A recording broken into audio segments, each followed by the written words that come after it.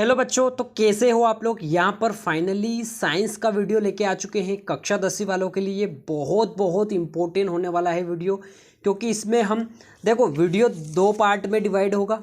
ठीक है, एक पार्ट में आपको परीक्षा अध्ययन में हम बताएंगे। ठीक है, परीक्षा अध्ययन में से इम्पोर्टेंट सारे चैप्टर के बताएंगे, यानी कि आपका 1 से चैप्टर 7 तक कंप्लीट करवाएंगे। ठीक है, क्योंकि मैं दो पार्ट में आपको सारे इंपॉर्टेंट प्रोवाइड करवा दूंगा। ये पार्ट हमारा 1 होगा, जिसमें हम चैप्टर 1 से लगा के 7 तक सारे मोस्ट इंपॉर्टेंट क्वेश्चन हम उस पर निशान लगाने वाले हैं 2024 बोर्ड के लिए स्पेशल। ठीक है, क्योंकि हमारे पास समय भी कम बचा है, इसलिए मैं जल्दी से जल्दी आपकी तैयारी करवाने की कोशिश कर रहा हूँ। ठीक है, मेरे पास परीक्षा अध्ययन भी है। जिन बच्चों के पास परीक्षा अध्ययन है वो निकाल लीजिए, क्योंकि सबसे पहले हम परीक्षा अध्ययन में से पढ़ने वाले हैं। ठीक है, उसके बाद मैं प्रश्न बैंक में से बताऊंगा, क्योंकि बहुत सारे बच्चों के पास प्रश्न बैंक भी है, तो प्रश्न बैंक में भी वो निशान लगा सकते हैं। ठीक है, क्योंकि हम दोनों से पढ़ने वाले हैं। पहले मैं परीक्षा अध्ययन से बताऊंगा, फिर प्रश्न बैंक से। ठीक है, तो आइए शुरू करते हैं। जो बच्चे बिल्कुल ही नए आए, चैनल को सब्सक्राइब जरूर करना, क्योंकि आप सब्सक्राइब नहीं करते हो, सिर्फ देख के चले जाते हो, क्योंकि आपके एक सब्सक्राइबर से हमें बहुत हेल्प होती है यार बच्चों। ठीक है, तो आइए शुरू करते हैं। सबसे पहला आपका चैप्टर जो है रासायनिक अभिक्रिया एवं समीकरण, इस वाले चैप्टर से आपका 2 नंबर का क्वेश्चन बनेगा। अब कौन से क्वेश्चन आपको पढ़ने हैं उस पर हम निशान लगाने वाले हैं। ठीक है, सबसे पहला क्वेश्चन आएगा आपका अति लघु उत्तरी में। देखो, रासायनिक समीकरण से आप क्या समझते हैं, किसी संतुलित समीकरण का उदाहरण दीजिए। सिर्फ आपको क्या पढ़ना है, रासायनिक समीकरण से आप क्या समझते हैं, सिर्फ इसकी परिभाषा आपको अच्छे से पढ़ लेनी है। ठीक है, आपको परिभाषा अच्छे से पढ़नी है रासायनिक समीकरण की। ठीक है, आपको यहाँ तक पढ़ना है रासायनिक समीकरण वाला। ठीक है, तो आपका पहला क्वेश्चन कौन सा हो गया, ये वाला हो गया, जो आपका इम्पोर्टेंट है। ठीक है, नेक्स्ट जो आएगा आपका, देखो कौन सी अभिक्रिया आपको पढ़नी है वो बता देता हूँ। सबसे पहले देखो, विस्थापन अभिक्रिया आपको पढ़नी है, क्योंकि 2019 में पूछा गया क्वेश्चन है। ठीक है, तो विस्थापन अभिक्रिया बहुत बहुत इंपॉर्टेंट आपके लिए होने वाली है। ठीक है, विस्थापन अभिक्रिया आपको पढ़ लेनी। फिर आएगी आपकी द्विविस्थापन अभिक्रिया, ये भी आपको पढ़नी है, क्योंकि 2019 में पूछा गया क्वेश्चन है, तो ये भी आपके लिए बहुत बहुत इंपॉर्टेंट होने वाली है। ठीक है, नेक्स्ट जो आएगी हमारा बहुत बहुत इंपॉर्टेंट क्वेश्चन, शोषण को ऊष्माक्षेपीय अभिक्रिया क्यों कहते हैं, 2022 बोर्ड में पूछा गया, ये भी आपके लिए इम्पोर्टेंट है। ठीक है, और पीछे देखते हैं, जो जो बता रहा हूँ वही पढ़ना है, बाकी सब छोड़ देना है। ठीक है, नेक्स्ट इसमें देख लेते हैं। ठीक है, अब जो इम्पोर्टेंट क्वेश्चन आएगा, देखो 23 में पूछा गया, इसको छोड़ देना है। अब जो पढ़ना है, वायु में जलाने से पूर्व मैग्नीशियम रिबन को साफ क्यों किया जाता है, ये वाला क्वेश्चन पढ़ना है, बहुत बहुत इम्पोर्टेंट होने वाला है। 2020 और 22 बोर्ड में पूछा गया क्वेश्चन है। ठीक है, याद रख लेना। नेक्स्ट जो आएगा आपका, ठीक है, क्वेश्चन नंबर 20 देख लीजिए, लोहे की वस्तुओं पर हम पेंट क्यों करते हैं, ये वाला क्वेश्चन आपको पढ़ना है, बहुत इंपॉर्टेंट होने वाला है। ठीक है, 2019 और 22 में पूछा गया क्वेश्चन। नेक्स्ट जो क्वेश्चन आएगा बच्चों, विकृत गंधिका किसे कहते हैं, इसको आपको परिभाषित करना है, तो ये वाला क्वेश्चन भी पूछा गया है बोर्ड में, तो ये अच्छे से आपको पढ़ लेना है। विकृत गंधिका वाला, ये भी इम्पोर्टेंट होने वाला है आपके लिए। उसके बाद आपको पढ़ना है बच्चों संचारण, संचारण किसे कहते हैं, बहुत बहुत इंपॉर्टेंट क्वेश्चन। ठीक है, 2020 और 23 में पूछा गया है, तो विकृत गंधिका मैंने बोल दिया, ये भी आपको पढ़ना है। ठीक है, एक जो क्वेश्चन आएगा आपका ये वाला, ये भी बहुत इंपॉर्टेंट है, ऊष्माक्षेपी एवं ऊष्माशोषी अभिक्रिया को उदाहरण सहित आपको समझाना। 2019 और 20 दोनों बोर्ड एग्जाम में पूछा गया क्वेश्चन है। ठीक है, ये हो गया हमारा चैप्टर फर्स्ट कंप्लीट। इसके अलावा आपको कुछ भी पढ़ने की ज़रूरत नहीं है। ठीक है, हमारा जो चैप्टर सेकंड आ गया, जो अम्ल क्षार एवं लवण, इससे आपका 3 नंबर का क्वेश्चन बन सकता है। ठीक है, तो इसके भी इम्पोर्टेंट हम देखने वाले हैं। इसमें जो बताऊंगा वही सिर्फ आपको पढ़ना है, उसके अलावा कुछ भी मत पढ़ना। ठीक है, 3 या फिर 4 नंबर में क्वेश्चन आपका बटेगा इसमें से। ठीक है, इसमें से सबसे पहला क्वेश्चन पढ़ना है, धोने का सोडा एवं बेकिंग सोडे के दो महत्वपूर्ण उपयोग, 2019 बोर्ड में पूछा गया। ये वाला क्वेश्चन बिल्कुल ही इम्पोर्टेंट होने वाला है आपके लिए। ठीक है, एक ये हो गया।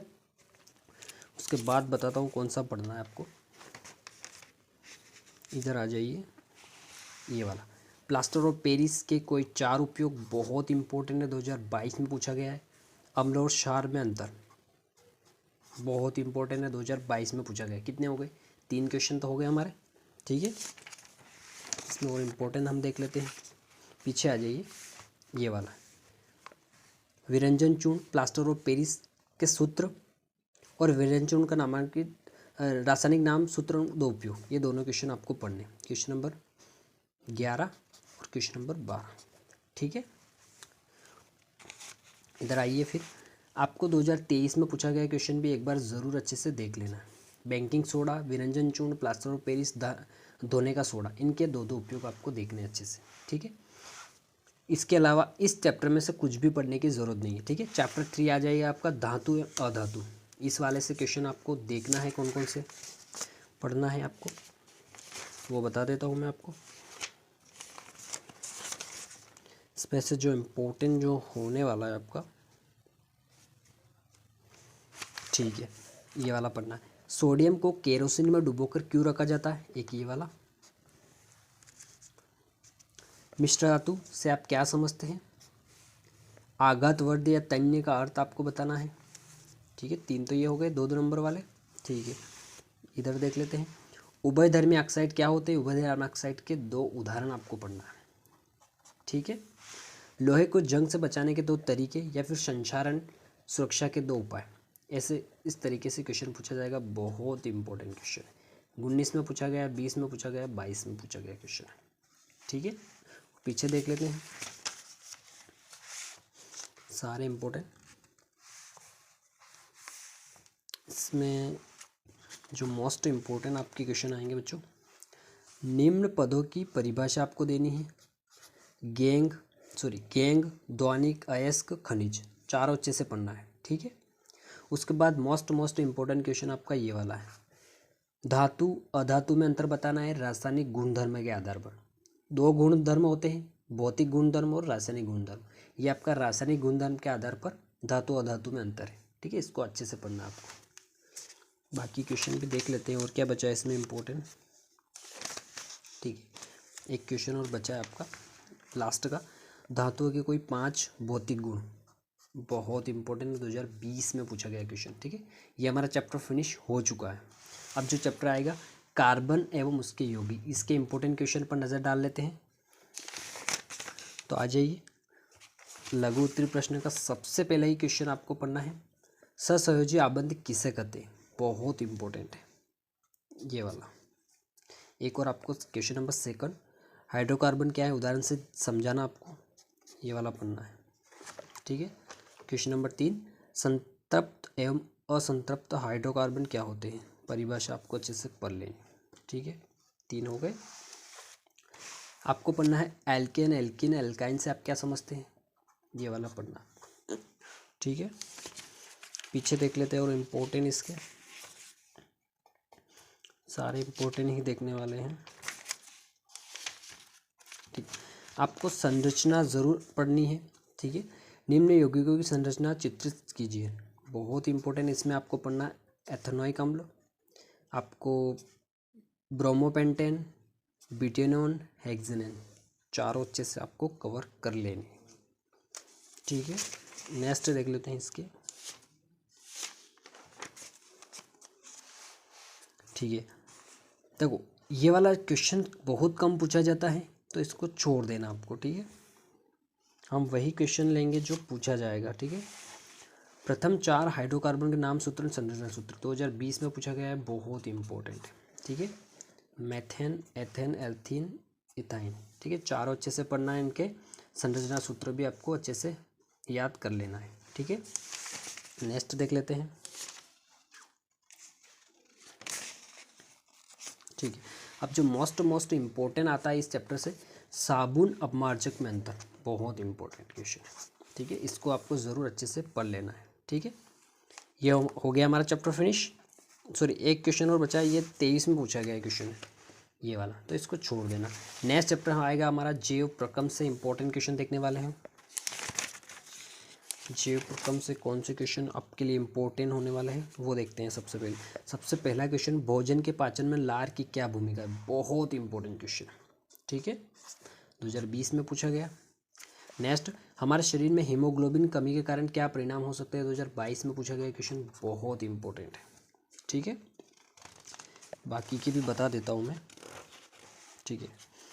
अब प्रकाश संश्लेषण वाला जो क्वेश्चन है बच्चों वो ज़रूर आपको पढ़ना है, ठीक है। इसमें दे रखा होगा, ठीक है, प्रकाश संश्लेषण वाला पढ़ना है, इसमें दे रखा वो देखते हैं। उसके बाद आपको पढ़ना है स्वयंपोषी विषमपोषी पोषण में अंतर, बहुत इम्पोर्टेंट, ठीक है। नेक्स्ट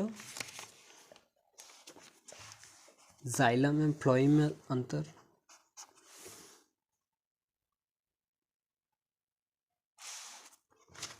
ये रहा आपका क्वेश्चन। प्रकाश संश्लेषण की क्रियाविधि 2023 में पूछा गया क्वेश्चन है, ठीक है। इसको छोड़ देना अभी। अब जो क्वेश्चन आएगा बहुत इंपॉर्टेंट होने वाला है। देखो आपको डायग्राम में 2023 का पूछा गया, इसको अभी छोड़ देना है डायग्राम वाले में। और जो आएगा आपका मनुष्य में कार्बोहाइड्रेट प्रोटीन वसा का पाचन कैसे होता है, इसको देख लेना एक बार, ठीक है, बहुत इंपॉर्टेंट है। नेक्स्ट देख लेते हैं, एक और ये वाला ज़रूर देखना, जल से बाहर निकालने पर मछलियाँ क्यों मर जाती हैं, ठीक है, इसको देख लेना। नेक्स्ट क्या है डायग्राम में, डायग्राम में आपको ये वाला देखना है, मानव के उत्सर्जन तंत्र का नामांकन चित्र 2019 में पूछा गया क्वेश्चन, बहुत इंपॉर्टेंट है, ठीक है, इसको देखना आपको अच्छे से। उसके बाद जो आएगा मोस्ट इंपॉर्टेंट क्वेश्चन, धमनी और शिरा में अंतर, बहुत इंपॉर्टेंट है, इसको पढ़ लेना है। नेक्स्ट और क्या इंपॉर्टेंट इसमें, प्रकाश संश्लेषण के लिए पत्तियों में क्या क्या विशेषता होती है, ये वाला देख लेना एक बार, ठीक है। बाकी क्वेश्चन भी देख लेते हैं। देखो अंतर वाले क्वेश्चन बिल्कुल नहीं छोड़ना है, वायवी अवायवी शोषण में अंतर तो एक बेट ही जाएगा आपका। देखो ये आ गया प्रकाश संश्लेषण, समीकरण सहित आपको व्याख्या करनी है, बहुत इंपॉर्टेंट है। पीछे भी हमने निशान लगा लिया है, यहाँ पर भी लगा लो आप, ठीक है, ये वाला, ठीक है। और क्या बचा है इम्पोर्टेंट इसमें, ठीक है। एक क्वेश्चन और है आपका, देखो जाइलम फ्लोएम हो गया, उधर इधर भी देख लो, ठीक है। और आपका हो गया रक्त और लसिका में अंतर, बहुत इंपॉर्टेंट, ठीक है। ये हमारा चैप्टर फिनिश हो चुका है, इसमें से इतने से ही क्वेश्चन आपको पढ़ने हैं। नेक्स्ट जो हमारा चैप्टर है बच्चों, नियंत्रण एवं समन्वय, ठीक है, इस वाले चैप्टर से देख लेते हैं इंपॉर्टेंट। इसमें से लगभग 3 नंबर का भी पूछा जा सकता है, ठीक है। तो सबसे पहला तंत्रिका कोशिका न्यूरॉन का नामांकित चित्र आपको बनाना है, 19-20 में पूछा गया क्वेश्चन, बहुत इंपॉर्टेंट क्वेश्चन। तंत्रिका कोशिका न्यूरॉन के कार्य बहुत इंपॉर्टेंट है, 2 क्वेश्चन तो ये हो गए, बाकी पीछे देख लेते हैं, ठीक है। डायग्राम में मनुष्य के मस्तिष्क का नामांकन चित्र आपको बनाना आना चाहिए, ठीक है। फिर इधर आते हैं क्वेश्चन नंबर 6, प्रतिवर्ती क्रिया चाप का नामांकन चित्र, चाप का नामांकित चित्र बनाना आना चाहिए। और प्रतिवर्ती क्रिया का आपको अच्छे से पढ़नी भी आनी चाहिए, प्रतिवर्ती क्रिया कैसे कार्य करती है इसकी क्रियाविधि भी आनी चाहिए आपको, ठीक है। ये हो गया कंप्लीट, ठीक है। बाकी के देख लेते हैं पीछे, ठीक है। अब यहाँ पर आपको जो हार्मोन्स दे रखे हैं उनके एक एक कार्य आपको पढ़ने हैं, ठीक है। ये हार्मोन थायरॉक्सिन, इंसुलिन, एड्रेनलिन, वृद्धि हार्मोन्स, टेस्टोस्टेरोन, इनके एक एक कार्य सबके अच्छे से पढ़ लेने कार्य, ठीक है। अब जो आएगा बच्चों मोस्ट इंपॉर्टेंट, इसमें से क्वेश्चन फंसने वाला है, पादप हार्मोन्स के नाम एवं कार्य। देखो पादप हार्मोन्स कौन से, ऑक्सिन, जेबरलिन, साइटोकाइनिन, एब्सिलिक अम्ल, इन सबके एक एक कार्य ज़रूर आपको पढ़ना है, ठीक है। चारों के, इन चारों में से क्वेश्चन बैठ सकता है, ठीक है।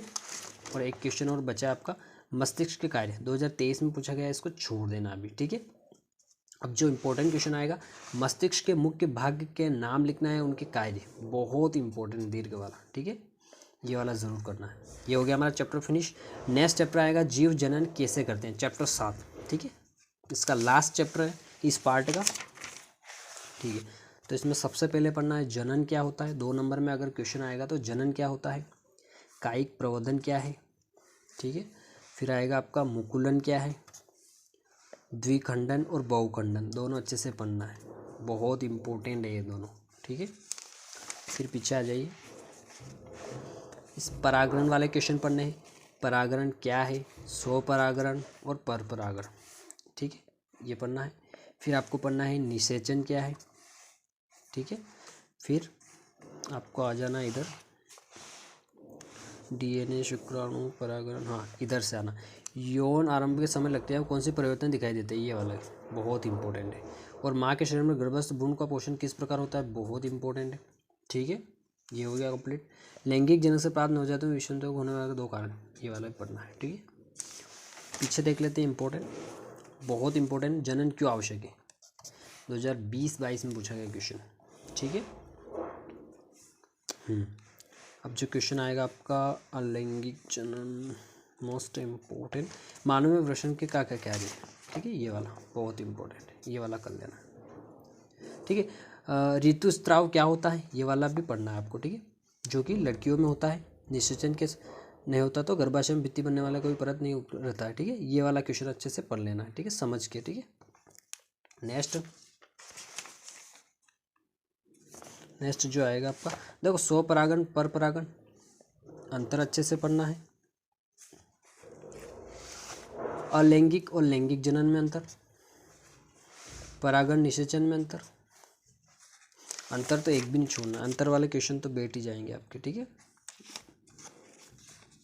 अब जो क्वेश्चन आएगा आपका बहुत इंपॉर्टेंट होने वाला है। देखो इनमें कार्य आपको कौन कौन से पढ़ने हैं, प्लेसेंटा के कार्य आपको अच्छे से पढ़ लेना है, ठीक है। ये हमारा चैप्टर 7 कंप्लीट हो चुका है। अब मैं जो बताऊंगा प्रश्न बैंक में से बताऊंगा, ठीक है, जल्दी से बता दूंगा, प्रश्न बैंक में से बता दूंगा, ठीक है। ये हमारा परीक्षा अध्ययन में से मैंने बता दिए। अब प्रश्न बैंक में से हम देखने वाले हैं सारे इंपॉर्टेंट, ठीक है। वैसे बहुत सारे क्वेश्चन मिल भी जाएंगे आपको इधर से उधर, आपको कोई दिक्कत नहीं होगी, ठीक है।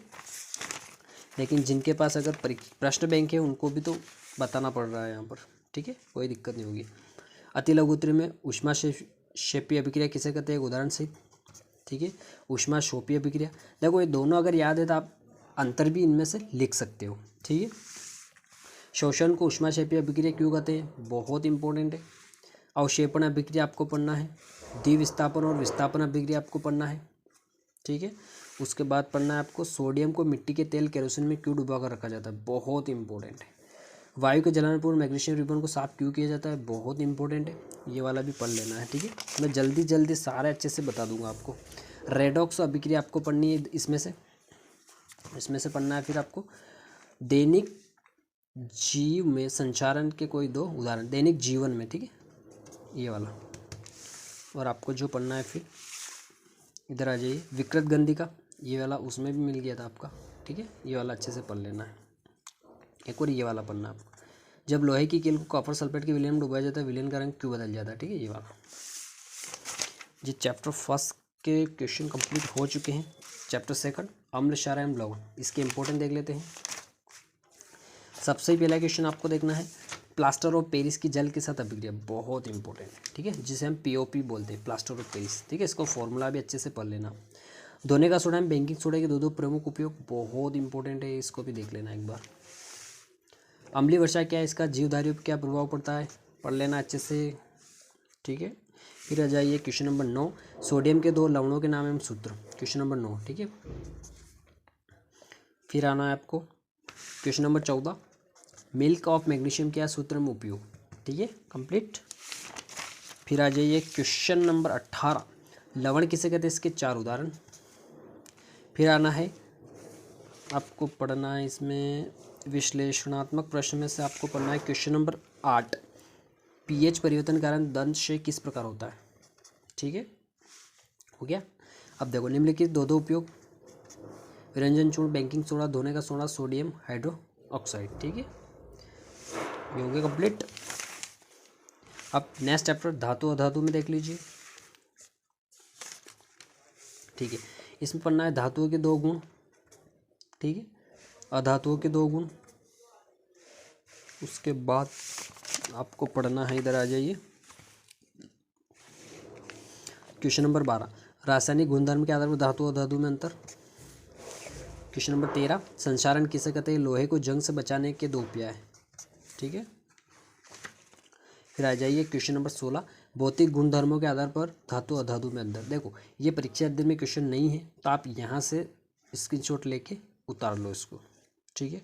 नेक्स्ट क्वेश्चन नंबर आपका हो जाएगा खनिज एवं अयस्क में अंतर, क्वेश्चन नंबर 2 भाग ख, खनिज एवं अयस्क में अंतर स्पष्ट करना आपको, बहुत इंपॉर्टेंट।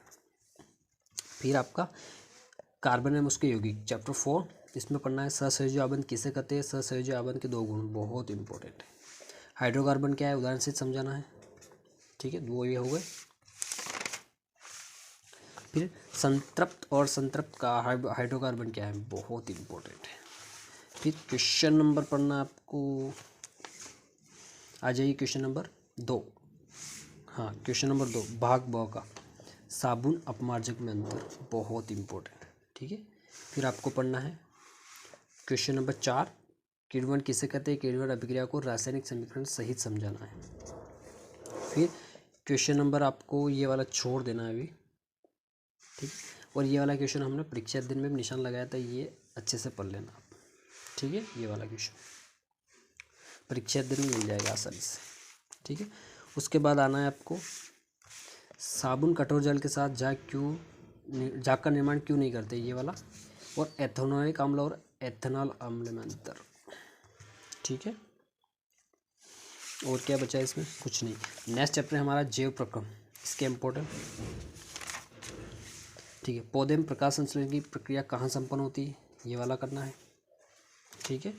उसके बाद आना है क्वेश्चन नंबर 3 अमीबा में पोषण की प्रक्रिया किस प्रकार पूर्ण होती है। क्वेश्चन नंबर 4 मनुष्य के पाचन में लार की क्या भूमिका है, ठीक है। क्वेश्चन नंबर 5 मनुष्य में दंत क्षरण के 2 कारण। क्वेश्चन नंबर 6 एटीपी का पूरा नाम लिखिए, इससे ऊर्जा मुद्रा क्यों कहते हैं, बहुत इंपॉर्टेंट है यार, ठीक है। फिर आना है आपको क्वेश्चन नंबर 8 में स्वपोषी एवं विषमपोषी पोषण की परिभाषा आपको बतानी है, ठीक है। फिर क्वेश्चन नंबर 9 श्वसन क्या है परिभाषित आपको करना है, ठीक है। Question number complete. उसके बाद आना है पीछे आना है। फिर क्वेश्चन नंबर आपको पढ़ना है 13 मनुष्य के आहार नाल का नामांकित चित्र, ठीक है। फिर आना है क्वेश्चन नंबर 14 भोजन के पाचन में लार की भूमिका, बहुत इंपॉर्टेंट है, ठीक है। 14 हो गया कंप्लीट। फिर आना है आपको क्वेश्चन नंबर 18 माइटोकॉन्ड्रिया की कोशिका को बिजली घर क्यों कहते हैं, ठीक है। फिर क्वेश्चन नंबर आपका 19 वायवीय अवायवीय शोषण में अंतर, बहुत इंपॉर्टेंट है यार ये वाला। पीछे आ जाइए। फिर ये हृदय वाला छोड़ दो इसमें से, तो आपको जो इसमें पढ़ना है रुधिर वाला, रुधिर के 2 कार्य, बहुत इंपॉर्टेंट है, रुधिर के 2 कार्य है ना। Question number 23। फिर आपको पढ़ना है क्वेश्चन नंबर 24 रक्त और लसिका में अंतर। क्वेश्चन नंबर 25 रक्त में प्लेटलेट्स के क्या कार्य हैं, ठीक है, ये वाले। फिर आना है क्वेश्चन नंबर 27 जाइलम तथा फोइलम में अंतर, ठीक है, 2 अंतर पढ़ लेना अच्छे से। फिर आपको पढ़ना है मानव उत्सर्जन तंत्र का नामांकित चित्र, ठीक है। पीछे आ जाइए। एक क्वेश्चन और है इसमें धमनी और शिरा में अंतर, बहुत इंपॉर्टेंट है। और क्या बचा है इसमें, कुछ भी नहीं बचा।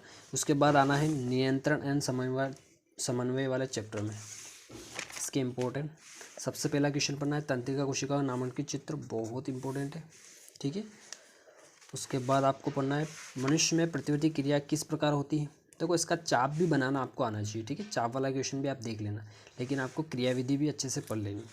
मनुष्य के विभिन्न भागों के नाम उनके कार्य, बहुत इंपॉर्टेंट है, मस्तिष्क के विभिन्न भागों के नाम, ठीक है। नेक्स्ट जो आएगा, देखो मैंने बोला था पादप हार्मोन सारे अच्छे से पढ़ना है, परीक्षा अध्ययन में भी, तो इसमें भी पादप हार्मोन ऑक्सिन के कार्य, ठीक है, पादप हार्मोन ज़ेब्रेलिन के कार्य, पादप हार्मोन साइटोकाइनिन के कार्य, ये तीनों पादप हार्मोन अच्छे से कंप्लीट कर लेना आप, ठीक है। नेक्स्ट जो बचा है आपका आयोडीन युक्त नमक की सलाह क्यों दी जाती है डॉक्टर द्वारा, ये वाला, ठीक है। उसके बाद ये वाला छोड़ देना है। और जो क्वेश्चन आपको पढ़ना है मनुष्य में स्त्रावित होने वाले नर मादा हार्मोन्स के नाम, ठीक है। मानव मस्तिष्क का नामांकित चित्र बनाना आपको आना चाहिए, ठीक है। ये हमारा कंप्लीट हो चुका है, ये प्रश्न बैंक से भी मैंने सारा कंप्लीट करवा दिया आपको। नेक्स्ट वीडियो में सारा फिनिश कर देंगे, चैप्टर 8 से चैप्टर आपका 14 तक है ना, सारा कंप्लीट कर देंगे। फिर उसके बाद मैं ऑब्जेक्टिव क्वेश्चन बताऊंगा साइंस के, सिर्फ एक ही वीडियो में सारा ऑब्जेक्टिव फिनिश यहाँ पर हम करने वाले हैं। तो मिलते हैं नेक्स्ट वीडियो में, अभी के लिए इतना ही। थैंक यू बच्चों।